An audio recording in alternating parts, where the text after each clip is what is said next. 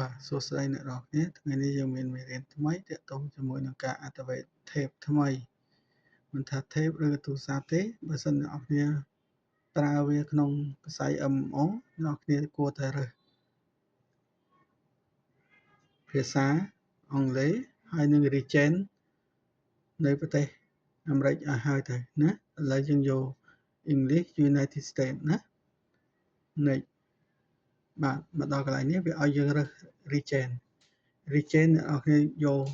United States មកព្រោះអ្នកនរគ្នាត្រូវការដាក់ VPN ហើយនឹងដាក់ fake GPS ណា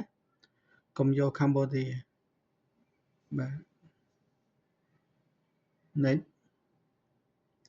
បាទ tick 1 next បាទមកដល់នេះ skip ករណីបើសិនវាជាប់ជាមួយនឹង account វាអត់ឲ្យ skip ទេហើយកន្លែងនេះវាសួរយើងតើយើងត្រូវការ transfer data អីពីម៉ាស៊ីនចាស់មកអត់យើង skip មកបាទមកដល់នេះវាសួរយើងត្រូវការ connect Wi-Fi ឯងករណីបើសិនជា tape នឹងជាប់ Gmail ជាប់ Google ឬក៏ជាប់ Mi account អីវាឲ្យ Wi-Fi ឯងតែនេះវាអត់ទេវាមានពាក្យ skip យើង skip មកហើយកុំព្យូទ័រដាក់ passcode skip បាទចុច next ចុច accept បាទ next បាទបើយើងរើសជា title បែបសាមញ្ញធម្មតាឬក៏វា recommend ឲ្យនេះវា recommend នេះ default វា recommend បាទយកអាហ្នឹងមក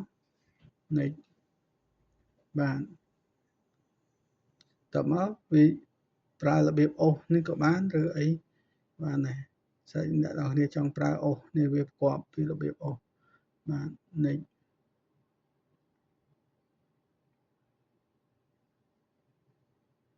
បាទរងចាំមានតិចទៅបាទអូខេតែគ្រាន់តែអានេះវា version ខ្ពស់តិចហើយបាទបើតើតមួយ app clone គឺពិបាកតិចហើយបាទអញ្ចឹងយើងចូលទៅមើលបើវាមកបាទរបស់វានេះគឺ15ចុចហើយ version 15ហើយបាទអញ្ចឹងប៉ុន្តែខ្ញុំមាន app clone ប្រភេទ15ហ្នឹងត្រូវមួយវាបាទអញ្ចឹង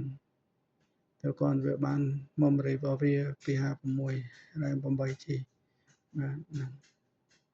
អូខេបាយបាយការ activate ប៉ុណ្ណឹង